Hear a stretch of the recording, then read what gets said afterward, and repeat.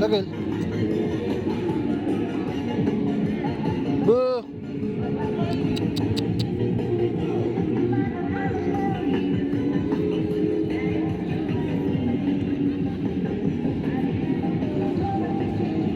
Tagal. Yan, napansin nyo, kinakagat niya. So, no, sisawayin nyo kasi first time niyang lagyan ng tali. So, tatanggalin natin yan. Pagkabaguhan talaga, ganyan. Diba? I-try natin siya. Okay. So, pagka ganyan mga guys, huwag nyo natin pilitin mga amigo. Ayan. Hayaan lang natin siyang ganyan. Kasi ganyan talaga. Pag first timer na ilis, so ganyan yan, malikot pa yan. So wag muna natin i-correct. So kailangan lang makuha niya muna na masarap maglakad. Ayan. Kaya ikot-ikot pa yan. So lakad lang tayo, hayaan mo hanggang sa masanay. So unti-unti, ililipat na natin yan sa left side. So ganyan lang. So ganyan na. Tagal. Ayan o. Ayan. Medyo mararamdaman naman niya yan. Come. Yan. Yan. Kasi ngayon lang siya kasi nailabas na may tali rin. Nakakawala lang yan sa bahay. So kasi nasa bahay ito nung aking anak. So hindi siya na socialize ng nakatali. So ngayon lang. Kaya ito-try natin. Kaya kailangan lang, relax lang. Huwag natin konting pitik. O yan, hihilain mo siya. Kasi talagang magkakaroon pa ng resistance yan doon sa tali niya. Yan, kasi hindi siya sanay ng nakatali. So hindi natin pwede kasing i-off-leash yan dito. Kakaripas yan, lalayo yan ng takbo. Amigo, guys, huwag nating huwag nating siyang dadalain kasi pag nakaramdam to ng pain o nasaktan ito, ang mangyayari niyan, minsan mai-stress yung aso natin, then hindi na maglalakad yan. So ganyan lang, hayaan lang natin siya hanggang sa unti-unti lang, huwag nating kokorekin. So pagka hinila natin yung leash, kailangan dahan-dahan. Ngayon, tatanggalin mo yung gano'n para hindi siya sumasampa. Hindi kasi maganda sa aso yung sumasampa.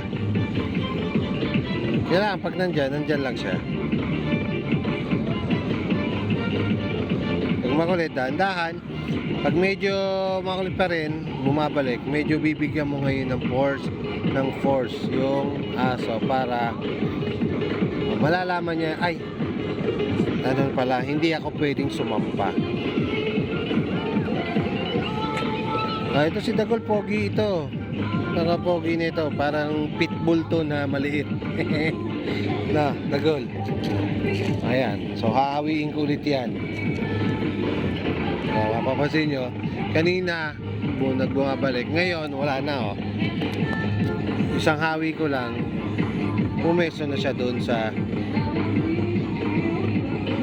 nag-sit na siya. So kasi ito kasi si Boo, sanay na sanay yan ng off-leash. So later on to, magiging makita niya naka off-leash na rin. Boo, hinahayaan ko lang yan.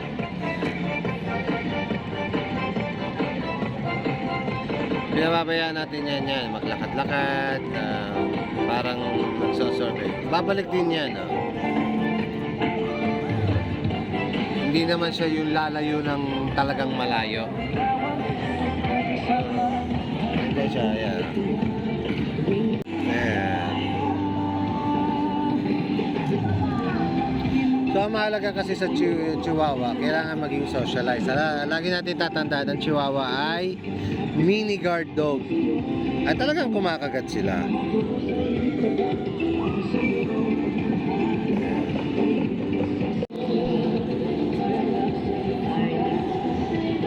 Nakita niya ang attitude ni Boo. Lalapit yan. Pero hindi yan sasama. Kasi alam ng aso kung hanggang saan lang siya.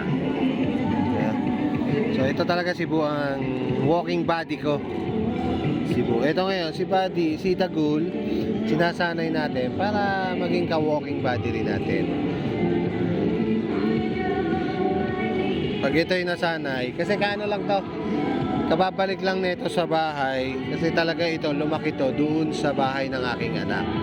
So ngayon lang to napunta sa akin, siguro mga ano pa lang to, 1 linggo pa lang nasa bahay. Ito kasi talaga yung pet ng aking anak.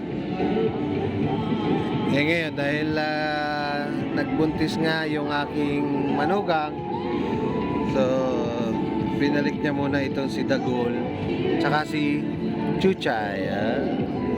Ayan, nakita niya. Ito siya. So antayin lang natin siyang maglakad-lakad ng may leash.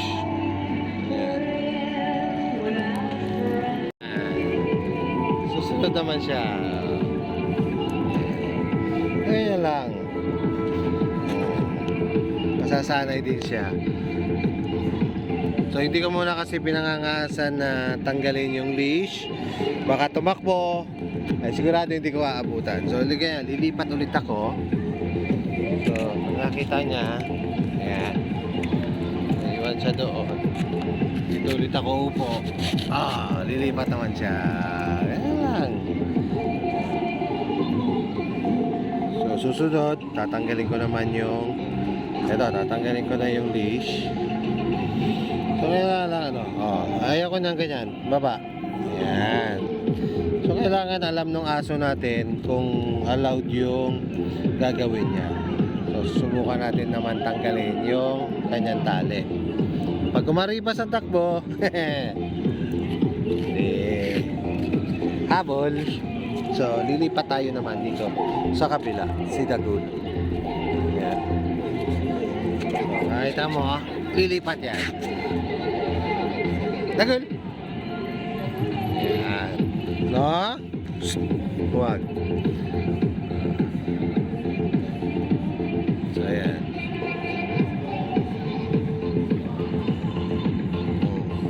Kasi hindi ko muna, huwag na natin katanggalin kaagad yung pinaka-choker para pang saywar natin yan or pang ano yan, para hindi siya, ang iniisip pa rin niya ay nakatali pa rin ako, meron pa rin akong leash.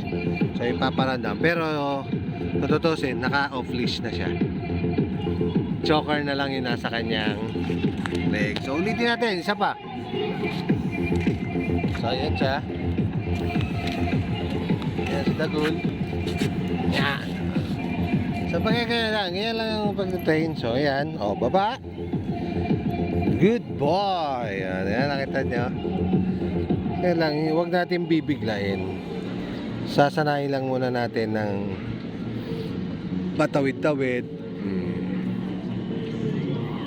So ayun naman si Bu. Dagul.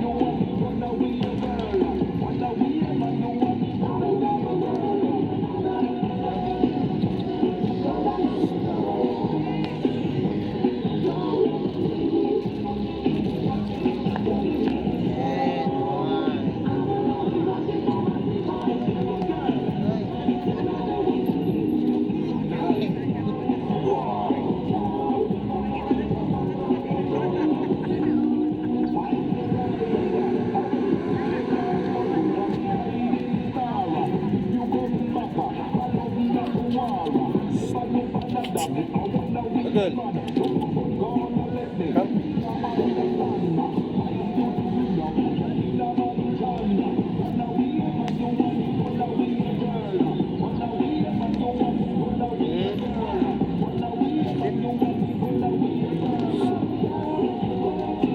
Sit. Yeah. Okay. Good. Come. Good.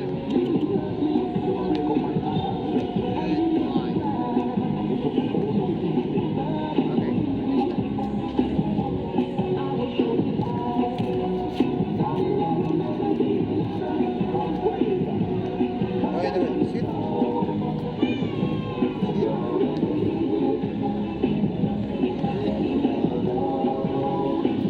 Stay yan. Diyan ka lang.